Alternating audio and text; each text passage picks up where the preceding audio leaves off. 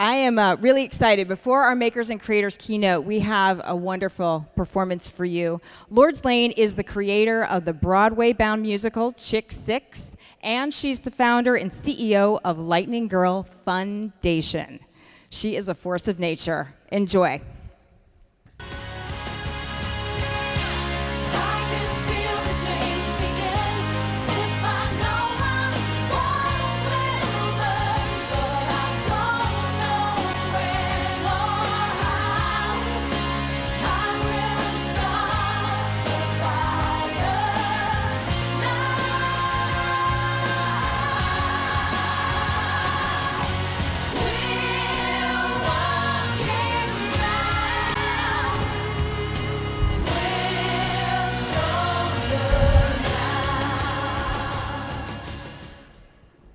Hello, BlogHer! The musical I wrote, which opens on Broadway next year, is about finding one's own inner superhero.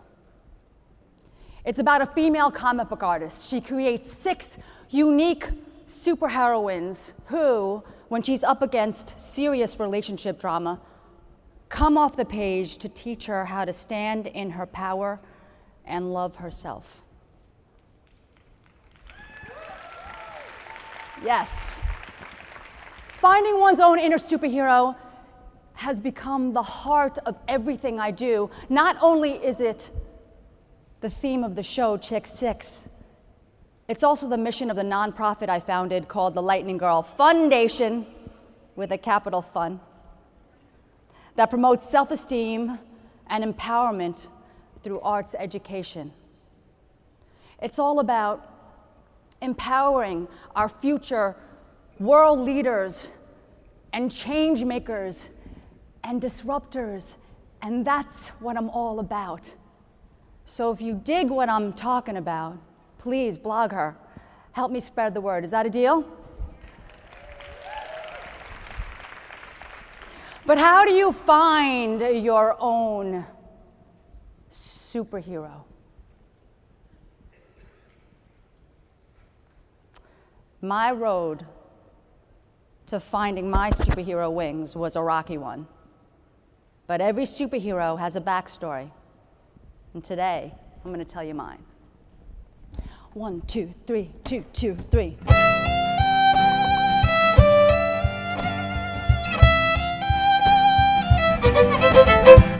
Sometimes I feel like running away. I'm not alone when I play and I play and I play. Someone will love me, someone will stay. I'm not alone when I play and I play and I play. I play and I play and I play. I play and I play and I play. Everything's better when I run away. I wrote that song when I was 5. I grew up in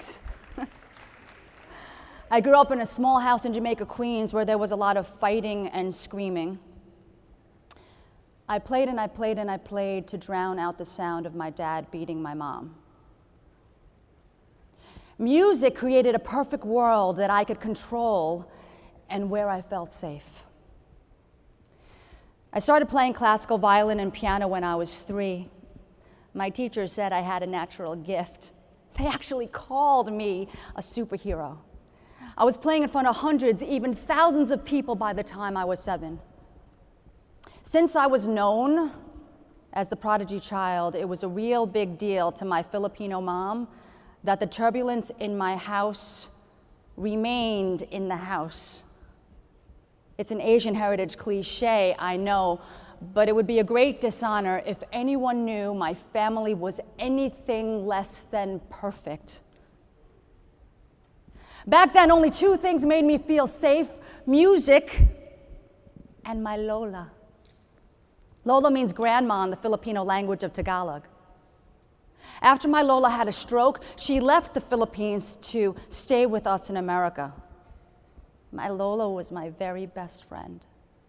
She would watch me practice for hours, and I would watch her crochet the pink blanket she was making especially for me.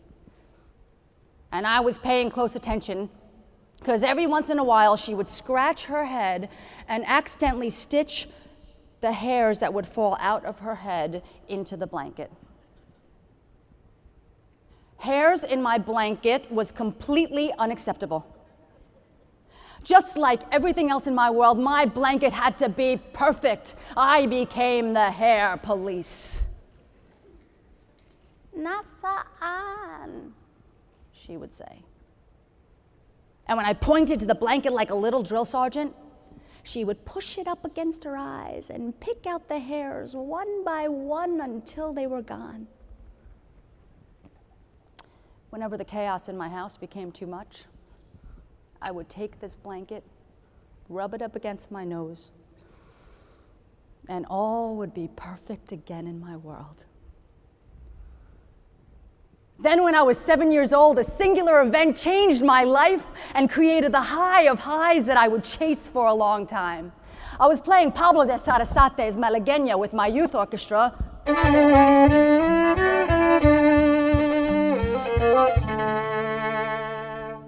And in the middle of the piece, I jumped off the step stage and I played into the audience. The crowd went wild. I walked up and down the center aisle as the audience leaped to their feet, clapping in time.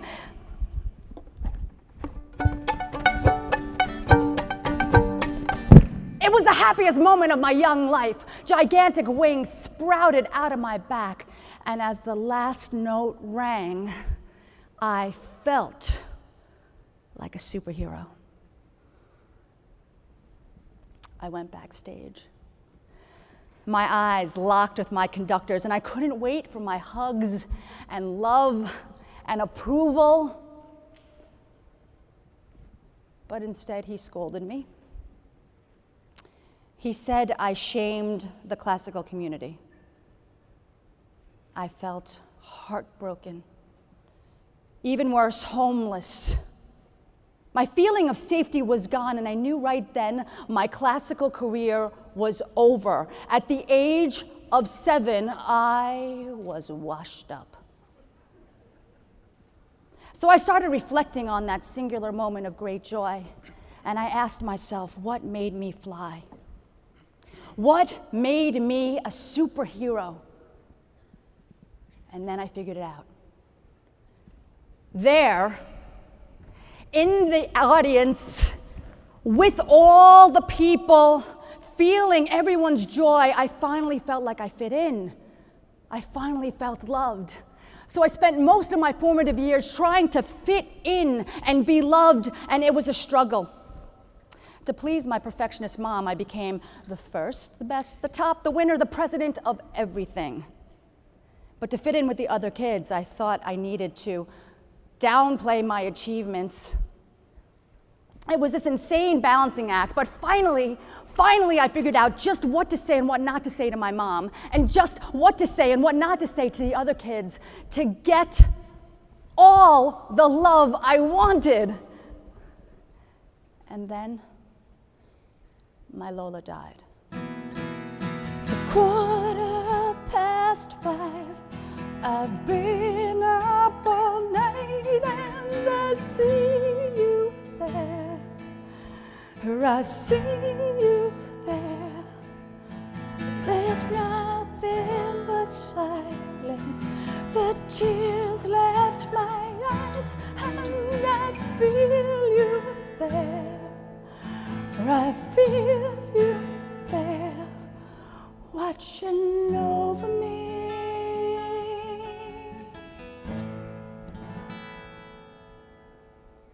I sank into a deep depression, and I was barely 13. From that dark place, I couldn't remember a single time when I felt really happy, except when I was 7, in the aisle, playing my violin. So I thought, how can I get that joy back? What made me a superhero? And then it came to me. That day, I jumped off the stage, pissed off my conductor, and I was a rebel. So screw fitting in. To be happy, I'll reinvent myself. That nerd, is my secret identity. My superhero self is a badass, rule-breaking rock star.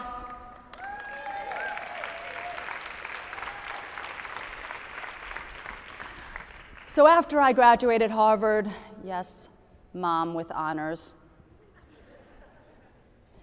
instead of following the traditional money-making career path to quickly pay off my gargantuan student loans, I chose to live a hand-to-mouth existence, sleeping in a van and touring with my rock band. 1, 2, 3, 4.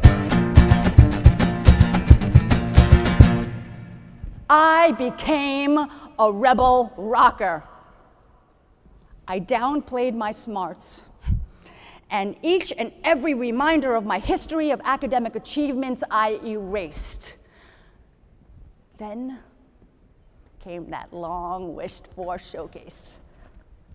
I was being scouted by every major record label, and there was a line out the door with fans. Problem? I had a high fever, a hacking cough, and my voice sounded like Darth Vader. I needed to fix myself fast, so I tried every known rock and roll cold remedy. Southern Comfort, brandy, shot of NyQuil, and right before I went on stage, double shot of Jack. It was ugly.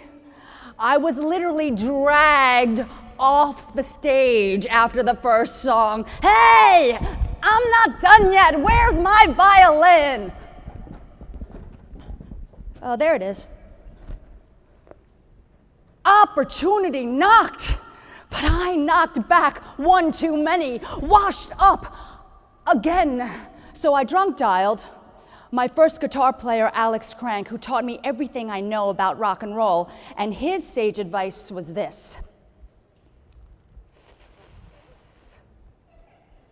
Kid, if you drink more at rehearsals, you'll have a lot more tolerance at shows.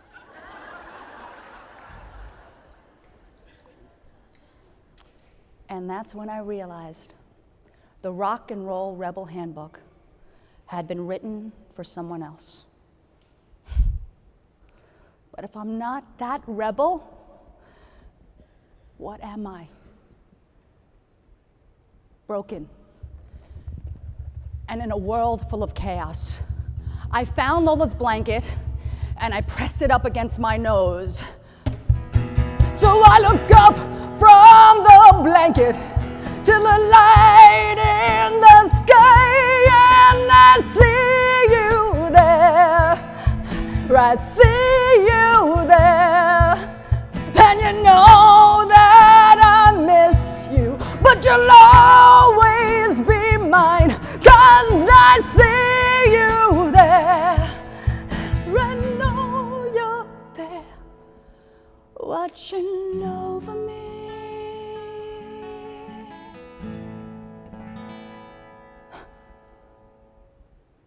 And that's when I saw it. All my life, I've been rubbing my nose on the same part of the blanket. The part where some of Lola's hairs were still woven in. It was those few hairs that I missed that made the blanket feel special and safe. And then a memory flashed. And suddenly I remembered something about that concert when I was 7 that I had completely blocked out of my mind. I had messed up. I was playing the pizzicato section and my bow slipped. I panicked, but instead of stopping, I leaped into the aisle and I played the rest of the song with a fire and passion that I had never had before. This was my cool how I became a rocker story, and I said it so many times the same way that I forgot the truth, that I messed up and I left that part out because I felt ashamed. But while I was squeezing my Lola's blanket after that drunken showcase, I realized that messing up is the key to the superhero story. That's why I had an explosion of power and joy when I was 7. That's why I felt like a superhero. What do most superheroes have in common? They are human first. Or humanity is what they covet most. Their human backstory is the jumping off point to the full realization of their power, yet being a flawed human is the part of my story that I was most ashamed to tell. So I finally figured out how to become a superhero. It's not about jumping through hoops to please people or pushing boundaries to rebel. It's about powerfully embracing every single part of who you are, shouting it out loud, and making it your own superhero fabulous. Wear your scars with pride. If you can't fix it, feature it.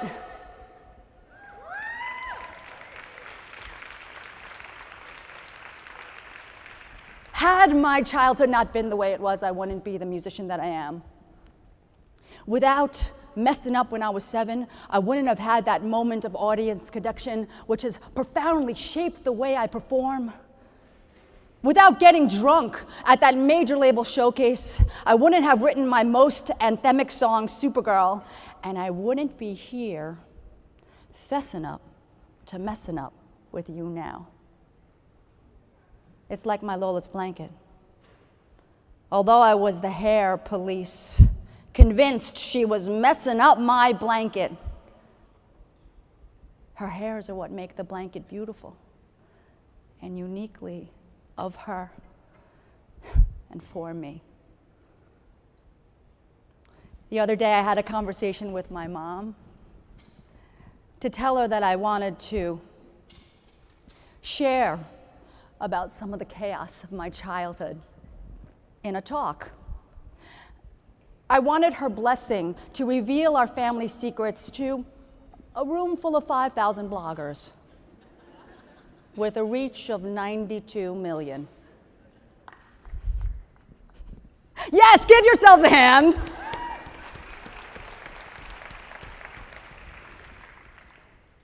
My mom, however, wasn't having it.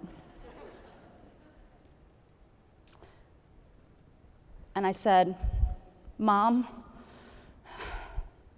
it'll set me free. And it'll set you free. You've got nothing to be ashamed of. You're a survivor, Mama. You came to America with $20 in your pocket.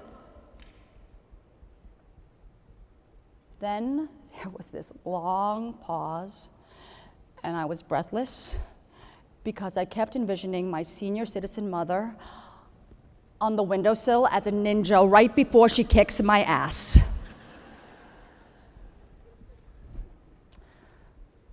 But instead she said, I didn't have a winter coat either. I wasn't sure I heard her. What, Mama? Well, when I came to America, I had $20 and no winter coat. We didn't have snow in the Philippines. She gave me her blessing. And then she told me more stories that she had kept hidden because she thought that she had messed up, because she felt ashamed. Yet in telling them, I saw the superhero wings sprout out of her back. And even now, as my mama continues to bravely battle cancer, she still is my #1 superhero.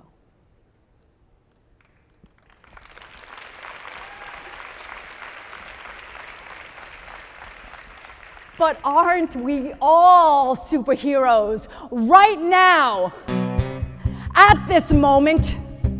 Not when you find a job, or when you get pregnant, or when you lose 15 pounds, or when you make a living doing music, or when you get that book deal, or when you find your soulmate.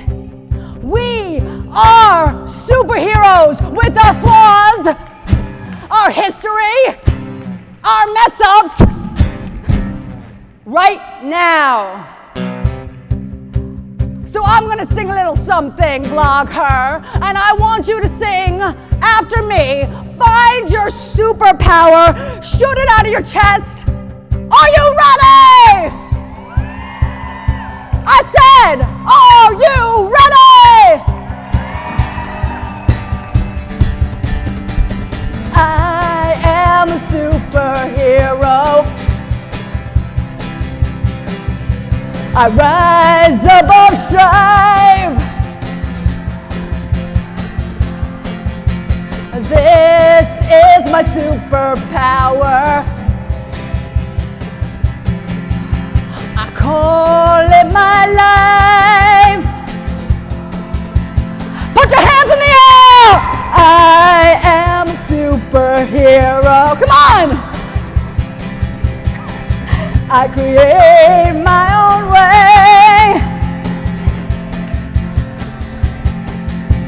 I rise with my superpower. And I play and I play and I play. Yes! At times, we all mess up. But my mess-ups are unique and perfect for my life. And your mess-ups are unique and perfect for your life. So take a look.